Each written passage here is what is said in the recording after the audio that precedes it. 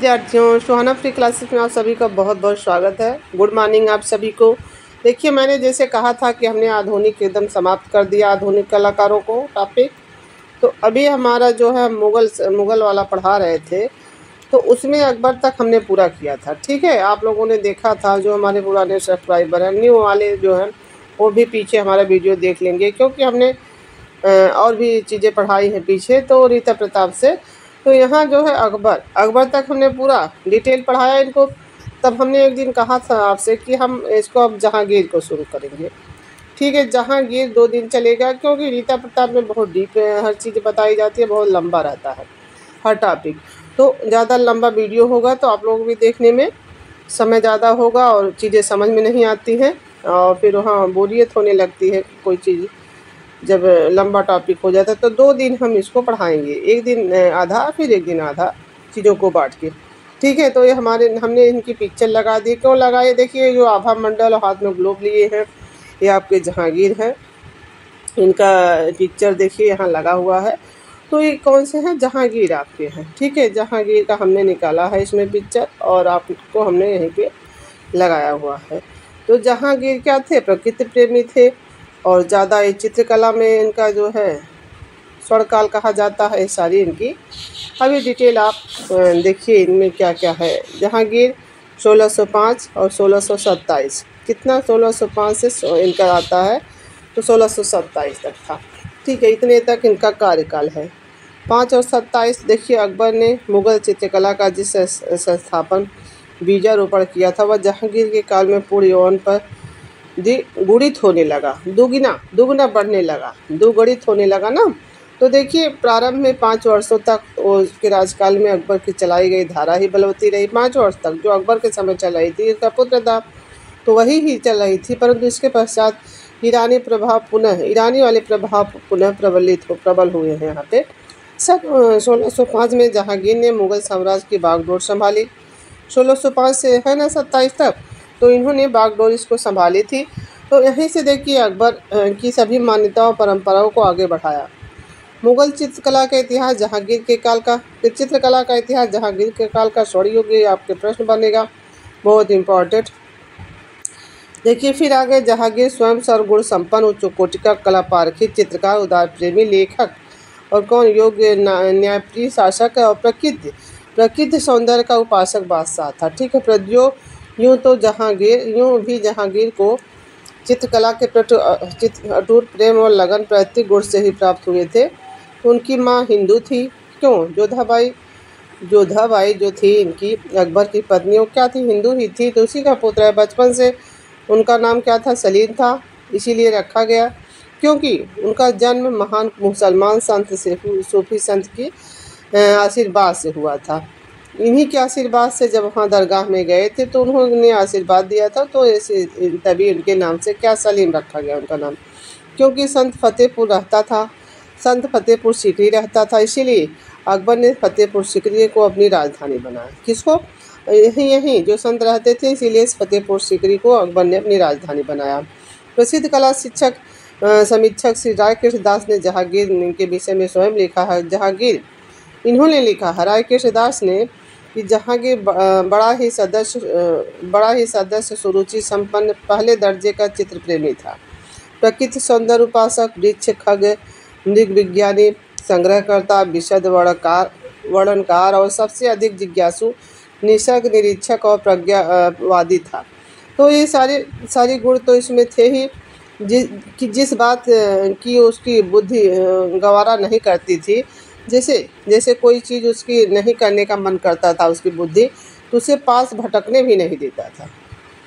जैसे कोई ये चीज़ हमें गवारा नहीं है, तो उस चीज़ को अपने पास भटकने ही नहीं देता था। तो वो चाहता नहीं था जिन चीज़ों को, ये चीज़ें हैं गवारा का मतलब, कि वो उस चीज़ों के पास भटकने ही नहीं जाता था, ना भटकने देता था। वाजपेयी गुरिल्ला ने क्या कहा है? मानवीय अभिसारों, आचरणों और भावनाओं के ठीक अनुरूप चित्र जहांगीर के समय ही बने हैं। इनके अनुसार माननीय जो अभिप्रायें होती हैं और आचरण होते हैं, भावनाएं होती हैं, उसके अनुरूप जहांगीर के समय ही चित्र बने हुए हैं। वाजपेयी गुरिल्ला के अनुसार है। ठीक है, जहांगीर ने जब से रूप छवि किसका, बिशन दास ने बनाया था इसका। सबसे जो है इसका जो है छवि पोर्ट्रेट बनाता था बिशन दास, तो जहांगीर के समय में ही था। तो रूप छवि नूरजहाँ का हृदय प्रिया बनाया, वो अपनी हृदय प्रिया बनाया था। तो देखिए नूरजहाँ, तो इनको हृदय प्रिया थी ना, तो वही हृदय प्रिया बनाया इनकी छवि को। तभी से उसका रसिक मन चित्रकला में अधिक रमने लगा। तभी से इनका जो है रसिक मन जो है चित्रकला में अधिक रमने लगा। भारतीय कला समीक्षकों का कहना है कि सुंदरी नूरजहाँ के समीप के सहयोग से जहांगीर को भावप्रवण प्रकृति चित्रकला और विशेष चित्रों को अधिकाधिक आकृष्ट किया था। इसी का प्रभाव था कि उस्ताद मंसूर ने उनके सैकड़ों प्रकार के पुष्पों के चित्रित करने का आदेश दिया था। इसी का कारण था कि मंसूर को ये पुष्पों को चित्रित करने का आदेश दिया था। जहांगीर श्वास रोगी था, श्वास रोगी, सांस का बीमारी इसको था। अतः 1627 में उसका देहांत हो गया। 1627 में इसका देहांत और लाहौर में उसको दफनाया गया। ठीक है, तो यहाँ पे दफनाया गया। पति की मृत्यु के बाद 9 वर्ष पश्चात नूरजहाँ की मृत्यु हो गई और जहांगीर के मकबरे के निकट उसे जो है मृत्यु हो गई। नूरजहाँ की मृत्यु हो गई। ये नूरजहाँ जहांगीर श्वास रोगी था। सन 1927 में उसका देहांत हो गया। लाहौर में उसे दफनाया गया। पति की मृत्यु के 9 वर्ष पश्चात, ये जब इसका पति मरा है तो 9 वर्ष पश्चात कितना नूरजहाँ की भी मृत्यु हो गई और जहांगीर के मकबरे के पास ही से दफनाया गया। ठीक है, उनकी पत्नी भी उनका देहांत होगा। जहांगीर के समय जिन रंगों का निर्माण हुआ है उनका जिस ढंग से उपयोग किया गया था वह अपूर्व है। रंग जो हैं उस समय बनाए गए थे रंगों में, वह अपूर्व रंगों के अतिरिक्त रेखाओं दिशाओं में जहांगीर के चित्रकला ने अपनी विशेषता का परिचय दिया। वस्त्राभूषण की योजना करते हुए उनकी दृष्टि यथावत पर रही है। इसी प्रकार अंग प्रत्यय का चित्रण करने विशेष मीनाकृत आंखें, संपूर्ण मुखाकृत हाथों का चित्रण करने में जहांगीर के चित्रकार बहुत निपुण थे। ठीक है, देखिए जहांगीर की पहली प्रति, जहांगीर नामा जो है कि पहली प्रति जहांगीर के सिंहासन ग्रहण के 14वें वर्ष, जहांगीर नामा की पहली प्रति जो है जहांगीर के सिंहासन ग्रहण के 14वें वर्ष बनकर तैयार हुई थी। जब ये सिंहासन पर बैठा था उसके 14वें वर्ष बनके इसकी प्रति तैयार हुई थी जहांगीर नामा की। इसकी पहली प्रति शाहजहाँ को जहांगीर ने अपने लेखों के सहित भेंट किया था। शाहजहाँ को जहांगीर ने अपने लेखों के सहित भेंट किया था। 15वें वर्ष जहांगीर की दूसरी प्रति तैयार हुई। 14वें में पहली, 15वें में दूसरी प्रति, जिसे जहांगीर ने अपने दूसरे पुत्र, कौन सा दूसरा पुत्र, परवेज के लिए भेजी थी। दूसरा वाला आज इन दिनों प्रतियों की आज दोनों प्रतियां इधर उधर भारतीय संग्रहालय में संग्रहों से प्राप्त हैं। जहांगीर की बादशाह जहांगीर वाली, ये देखिए बादशाह जहांगीर वाली निजी प्रति, इसका कुछ भाग नष्ट हो गया है। जहांगीर वाली बादशाह जहांगीर वाली निजी प्रति जो है कुछ भाग नष्ट हो गया। वर्तमान में देखिए पूछा जाएगा जहाँ वर्तमान में जहांगीर नामा कहाँ सुरक्षित है, तो रामपुर स्टेट लाइब्रेरी में। कहाँ पे? रामपुर स्टेट लाइब्रेरी में सुरक्षित है। ठीक है, देखिए जहांगीर ने अपने आत्मचित्रित जो है तुजू के जहांगीरी, इनकी आत्मचरित्र है। ठीक है, मैं दरबारी इनायत खां का वर्णन किया है। कौन था? दरबारी इनायत खां का वर्णन किया है इन्होंने तुजू के बाबरी में। और जो उनकी आत्मकथा जैसे कहते हैं आत्मरचित है, तो वर्णन किया है जो मृत्यु के समय बहुत दुर्बल और कंकाल मात्र हो गया था। यही बादशाह के सहृदयता के कारण चित्रकार ने उसकी तस्वीर बनाई थी, जो अब बोडियन लाइब्रेरी ऑक्सफोर्ड में संग्रहित है। जो बनाया था इसकी तस्वीर, तो बोडियन ऑक्सफोर्ड लाइब्रेरी में इनायत खां की जो है सुरक्षित है। जो ये बनाया था इनायत खां, चित्रकार साहित्य के कारण उसकी तस्वीर बनाई थी। इस चित्र में मरासन इनायत खां तकिए के सहारे लेटा हुआ है। इस चित्र में क्या हुआ है? देखिए ये जो है जो इसी चित्र में है कि वो तकिए के सहारे लेटा हुआ है, जैसे बीमारी अवस्था में नहीं, थोड़ा सा आदमी इस तरह अवस्था में, और उसकी पसलियाँ चमक रही हैं और चेहरे पर ऐसा लग रहा है कि जैसे मृत्यु की छाया से अधिकार जमा लिया है। जैसे अब आएगी मृत्यु तब आएगी, नहीं रहता चेहरे से। तुजू के अनुसार मनसाराम नामक हिरण की समाधि पर उसके मकबरे पर बनवाया गया था और उसी हिरण की मूर्ति मकबरे पर स्थापित करा। मनसाराम जो नामक हिरण के समान तुजु के अनुसार ये बातें कही गई। मनसाराम नामक हिरण के समाज पर उसका मकबरा बनवाया था। उसी हिरण की मूर्ति भी मकबरे पर स्थापित की गई थी। मनसाराम वाली मूर्ति उसी के मकबरे पर स्थापित कराई गई थी। तुजु के जहांगीरी में जहांगीर ने एक स्थल पर कश्मीर में बनवाई गई एक चित्र दीर्घा जो थी का वर्णन किया। तुजु के जहांगीरी का में उन्होंने क्या वर्णन किया, जो आत्मचरित्र है उनका तुजु के जहांगीरी, उसमें कश्मीर में एक दीर्घा का वर्णन किया है। कश्मीर में जो बनी, उनके अनुसार दीर्घा कुशल चित्रकारों के हाथों से अलंकृत हुई। उनके अनुसार आत्मचरित्र उसका है ना, उस उन्हीं के अनुसार रहेगा। हाथों में जो है कुशल चित्रकारों ने चित्रित किया, अलंकृत किया उसको। सबसे अधिक सामान्य स्थान हुमायूं की छवि थी। सबसे अधिक सामान्य स्थान जो हुमायूं की छवि थी। हुमायूं आपके इनके परदादा थे। तो देखिए ये सॉरी परदादा तो बाबर होंगे, दादा थे। तो पिता क्योंकि ये थे ना अकबर, तो उनका जो है परदादा तो बाबर होंगे, फिर हुमायूं होगा, फिर अकबर होंगे। तो ये आपके क्या दादा थे कि छवि भी मेरे पिता के चित्र मेरे शाह अब्बास के सम्मुख था। उनके बाद मिर्ज़ा मोहम्मद हकीम, मिर्ज़ा कामरा, शाह मुराद और सुल्तान उन्मियाल की छवि थी। ब्रह्मा कच्छ के दीवारों पर कश्मीर के रास्ते में अनेक स्थल मैंने देखे थे, उसी क्रम में चित्रित किए गए थे। इस प्रकार चित्रों में दीर्घा का समय क्या 1620 में अनुमानित है। इसी प्रकार ये देखिए पूछा जाता है शीश महल चश्मे नूर किसने बनवाया था, ये प्रश्न बनेगा। तभी ऐसे देखिए ऐसे बनाया है। शीश महल चश्मे नूर कहाँ बनवाया गया था, अजमेर में था। और किसने बनवाया था, जहांगीर ने बनवाया था। ठीक है, जिसमें सुंदर चित्रों के अलंकृत का उल्लेख है। इसी में बहुत सुंदर चित्रों का है। शीश महल चश्मे नूर, बहुत ही अच्छे बातें यहाँ पे हैं। देखिए चश्मे खुद ही है, इतना बढ़िया शब्द आपको। शीश महल इतना सुंदर रहता है तो उसके वहाँ पे अलंकृत, तो शीश महल जैसा कोई चीज़ नहीं। जैसे नहीं कि आपके लिए शीश महल बनवाऊँगा, तो ये सारी चीज़ें देखिए है ना। तो अजमेर में है शीश महल चश्मे नूर है ना, देख रहे हैं ना। तो ये देखिए इसमें मिल रहा है कि नहीं, अजमेर में करिएगा, अजमेर और चश्मे नूर। तो ठीक है, ज़रूर याद रखिएगा। तो देखिए जिसके सुंदर चित्रों में अलंकृत होने का उल्लेख है। ठीक है, फिर यहाँ पे आते हैं जहांगीर ने अपने मनोरंजन के अतिरिक्त दया, सहिष्णुता, मैत्री, क्रोध इत्यादि संतोषनार्थ भी चित्रों का निर्माण किया था। इस प्रकार के अनेक उदाहरण भी प्राप्त होते हैं। जैसे जहांगीर ने स्वयं सुल्तान अलाउद्दीन शाह तथा उसके सचिव ख्वाजा हसन के चित्रों का उल्लेख किया है। वे चित्र बोस्टन संग्रहालय में हैं। ये चित्र जो इन्होंने उदाहरण दिए हैं वो कहाँ, चित्रों बोस्टन संग्रहालय में। चित्रों का समय कितना है, जो ये सारी इन्होंने संतोषजनक चित्रों का भी निर्माण कराया था। कौन, सुल्तान अलाउद्दीन शाह का और ख्वाजा हसन के चित्रों का निर्माण वो बोस्टन संग्रहालय में है। जरूर यही सब तो प्रश्न बनते हैं कहाँ हैं। और चौथी शताब्दी 16वीं, तो तीसरा चरण है। शताब्दी का कौन सा, तीसरा चरण है। जहांगीर के जीवन के ग्रंथ में उनके स्वयं के वास्तविक व्यक्तित्व का परिचय मिलता है। वह दिल का कितना भी पवित्र विचार, उदार राजनीति में दूरदर्शी, चित्र में विश्लेषक, बुद्धि के प्रतिभाशाली और स्वभाव का कितना भी विनोदी व्यक्ति रहा है। यही नहीं, उसके मन में अनेक यूरोपीय यात्रियों की उसकी प्रशंसा की। अनेक यूरोपीय यात्रियों ने उसकी प्रशंसा की, जिसके कारण जहांगीर यूरोपीय चित्रों में पर्याप्त रुचि रखता था। इसी के समय तो ये जहाँ उसका प्रभाव पड़ा था, तो जहांगीर यूरोपीय चित्रों में पर्याप्त रुचि रखता था। उसने अनेक धार्मिक तथा जीवन संबंधी यूरोपीय चित्र उपलब्ध करवा दिए थे। जहांगीर का बचपन का प्रसिद्ध ईरानी अकारिजा, कौन है, अकारिजा इनके हैं जो ईरानी चित्रकार हैं। अबुल हसन, ठीक है, अबुल हसन सबसे प्रिय चित्रकार इसका।